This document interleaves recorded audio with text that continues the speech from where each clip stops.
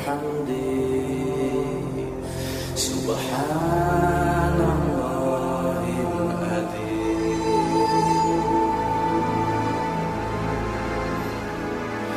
Ku buka jendela pagi di udara yang letih, deru geram nyanyian zaman. Bersama berjuta wajah ku arungi mimpi hari, halalkan segala cara untuk hidup ini. Dahulu kala di sebuah desa yang asri, hiduplah sepasang orang tua dan seorang anak perempuannya. Anak perempuan itu bernama Bawang Putih. Meskipun dia tidak memiliki paras yang cantik, namun Bawang Putih memiliki hati dan sikap yang sangat baik. Bawang Putih lahir dari keluarga yang bahagia. Ayahnya adalah seorang konglomerat yang kaya raya. Namun, suatu hari ibu Bawang Putih sakit keras dan akhirnya meninggal dunia. Bawang Putih pun sangat berduka. Begitu pula ayahnya. Ayah, kenapa ibu meninggalkan kita, ayah? Sudahlah, nak, jangan seperti itu. Ini sudah takdir kita. Yang ikhlas ya, nak, masih ada ayah. Iya, ayah. Di desa yang asri itu pula tinggallah seorang janda dengan anak gadisnya bernama Bawang Merah. Sejak ibu Bawang Putih meninggal dunia, ibu Bawang Merah pun sering berkunjung ke rumah Bawang Putih. Dia sering membawakan makanan hingga membantu Bawang Putih membereskan rumahnya.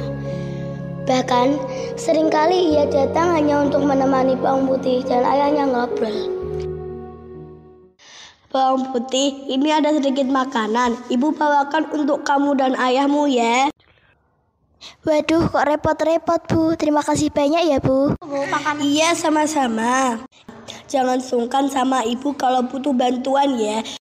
Ya sudah, ibu pamit pulang dulu ya. Oh iya Bu, terima kasih ya Bu. Maaf sudah merepotkan. Salam buat Bawang Merah ya. Enggak apa-apa Mas, kita tidak perlu sungkan. Karena merasa Bawang Putih butuh peran seorang ibu, sang ayah pun berpikir bahwa mungkin lebih baik jika ia menikah saja dengan ibu Bawang Merah.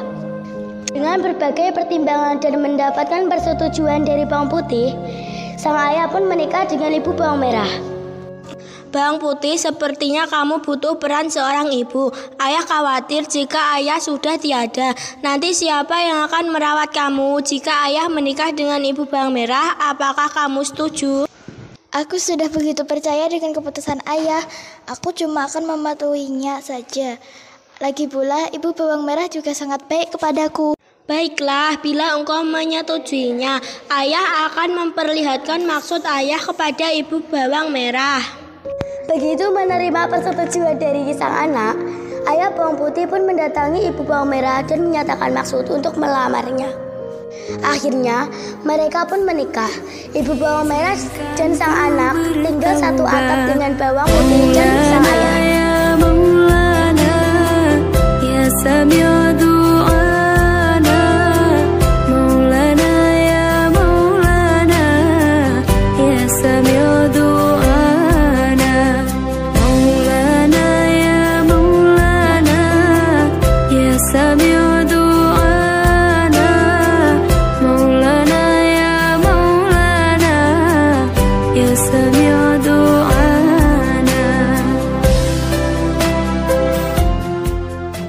Di awal pernikahan tersebut, ibu Bawang Merah tampak selalu baik hati kepada Bawang Putih. Semua pun terlihat baik-baik saja. Hingga pada suatu hari, sang ayah harus berpergian ke luar kota dan pergi meninggalkan rumah selama beberapa hari. Kehidupan Bawang Putih pun sontak berubah, seolah bertolak belakang dengan sifat ketika sang ayah ada di rumah. Ibu tiri dan Bawang Merah selalu bersikap pilih kasih dan lebih menyayangi Bawang Merah. Hei Bawang Putih, kerjamu jangan cuma bermalas-malasan saja. Sana bersih-bersih dan beres-beres rumah. Baiklah Bu, akan saya laksanakan. Putih, jangan lupa kamu juga mesti mencucikan baju dengan membersihkan barang-barangku hari ini. Baiklah Kak, akan saya kerjakan. Pada suatu hari, sang ayah pun mengalami sakit keras. hingga akhirnya meninggal dunia.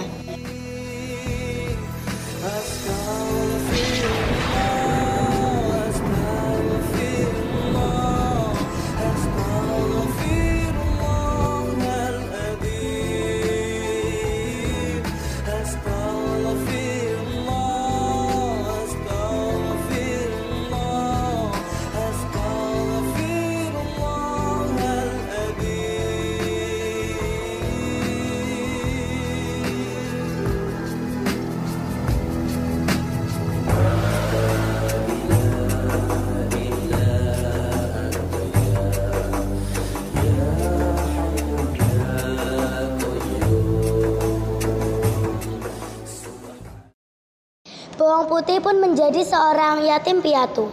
Semenjak sang ayah sudah tiada, sang ibu tiri dan bawang merah semakin bertindak keterlaluan terhadap bawang putih. Hai bawang putih, kamu setiap hari harus bangun pagi-pagi. Jangan lupa untuk menyiapkan makanan, beres-beres rumah, dan lain-lain. Paham kan kamu? Iya Bu, saya mengetahuinya. Akan saya lakukan.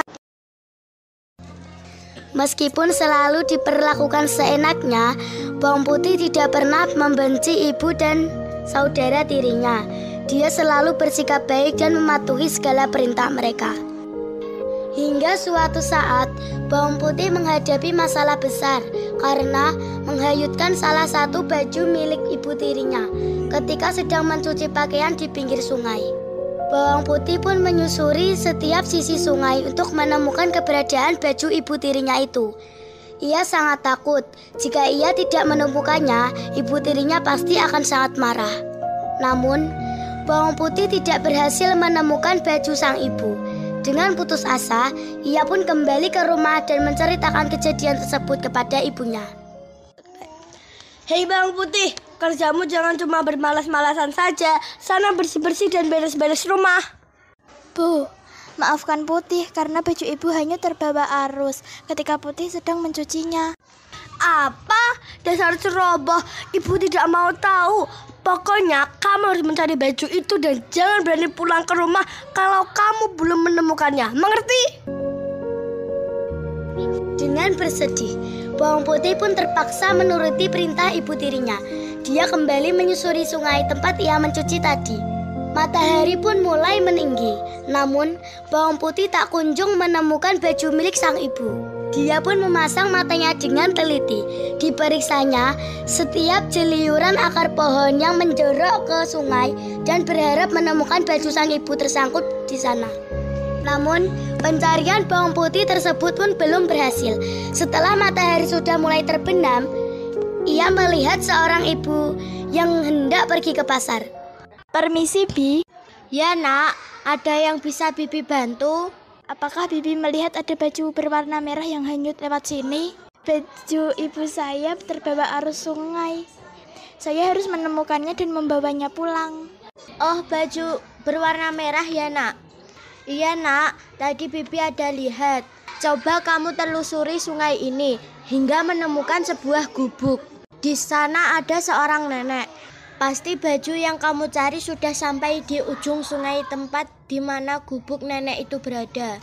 Mungkin sang nenek yang sudah menemukan baju yang kamu cari, nak. Baiklah, Bibi, saya akan ke sana. Terima kasih. Hari pun sudah mulai gelap. Bawang putih pun sudah mulai merasa putus asa karena tak kunjung menemukan baju sang ibu. Ia pun terus menyusuri sungai tersebut, mengikuti saran Bibi yang ia temui. Hingga akhirnya ia melihat cahaya lampu yang berasal dari sebuah gubuk di dekat tepian ujung sungai. Bawang putih pun segera menghampiri gubuk itu dan mengetuknya. Permisi. Permisi.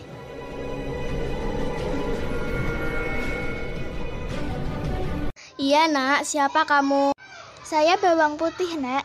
Saya datang kemari ingin menanyakan, apakah nenek melihat baju ibu saya yang hanyut di sungai? Baju berwarna merah ya nak? Iya, tadi nenek melihat baju itu tersangkut di depan rumahku. Padahal aku sangat menyukai baju itu. Tapi baiklah, aku akan mengembalikannya kepadamu. Dengan syarat, kamu harus menemaniku di sini selama beberapa hari. Aku sudah lama tidak mengobrol dengan siapapun. Bagaimana? Baiklah, Nek. Saya akan menemani Nenek dan tinggal di sini selama beberapa hari. Asalkan Nenek tidak bosan saja dengan saya. Akhirnya, bawang putih pun tinggal bersama dengan nenek itu selama seminggu lamanya. Setiap hari, bawang putih selalu membantu berbagai pekerjaan rumah nenek. Tentu saja si nenek merasa sangat senang. Hingga akhirnya sudah genap seminggu dan sang nenek pun memanggil bawang putih. Nak, ini sudah gelap, seminggu kamu tinggal di sini. Aku merasa sangat senang karena kamu sangat baik hati dan berbakti kepada orang tua. Untuk itu, sesuai janjiku, kau boleh membawa kembali baju ini pulang ke rumah. Dan satu lagi, kamu juga boleh memilih salah satu labu kuning ini sebagai hadiah. Tidak usah repot-repot, Nek. Ayolah, bawang putih tidak apa-apa. Ya sudah, Nek. Putih memilih yang kecil saja ya. Mengapa kamu memilih buah yang kecil, Nak? Tidak apa-apa, Nek. Saya takut tidak kuat jika harus membawa yang besar.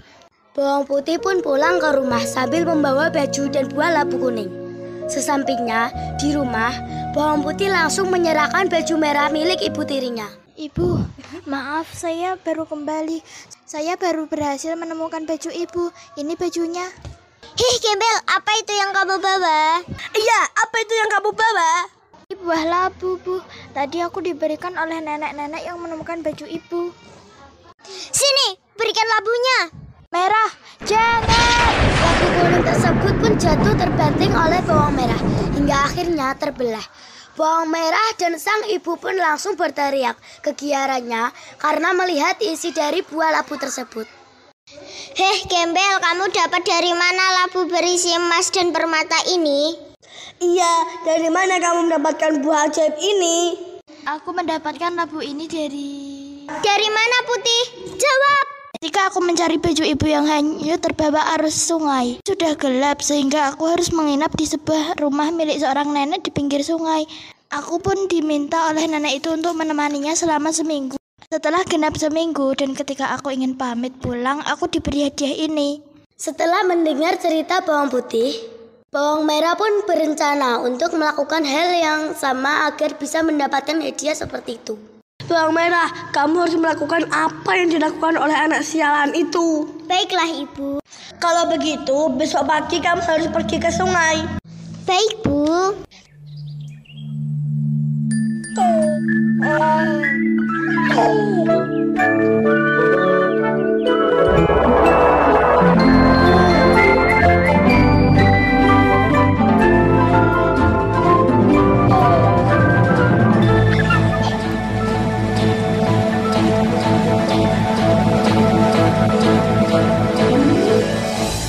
Di atas bukit nan jauh,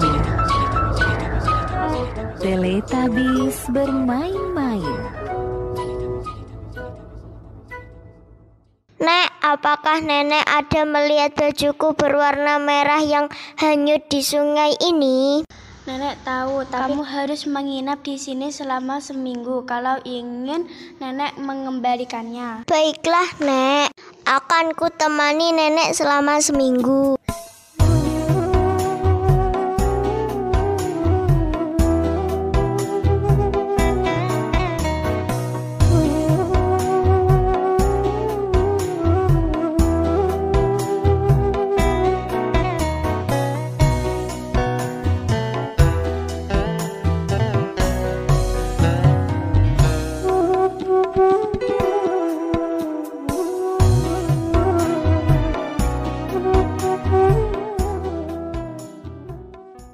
Selama seminggu, bawang merah menginap di rumah sang nenek hanya dengan bermalas-malasan. Jika ada yang ia kerjakan, pasti berujung dengan hasil yang tidak bagus karena dikerjakan secara asal-asalan. Akhirnya, setelah seminggu lamanya, sang nenek membolehkan bawang merah pulang. Bukankah seharusnya nenek memberiku labu sebagai hadiah karena menemanimu selama seminggu? Ya, sudah. Silahkan kamu memilih salah satu dari labu ini. Sesampainya di rumah, bawang merah segera menemui ibunya dan dengan gembira memperlihatkan labu yang dibawanya. Karena takut, bawang putih meminta bagian. Mereka menyuruh bawang putih untuk pergi ke sungai. Selagi mereka membuka labu tersebut. Putih, sana pergi ke sungai, cuci baju-baju yang kotor.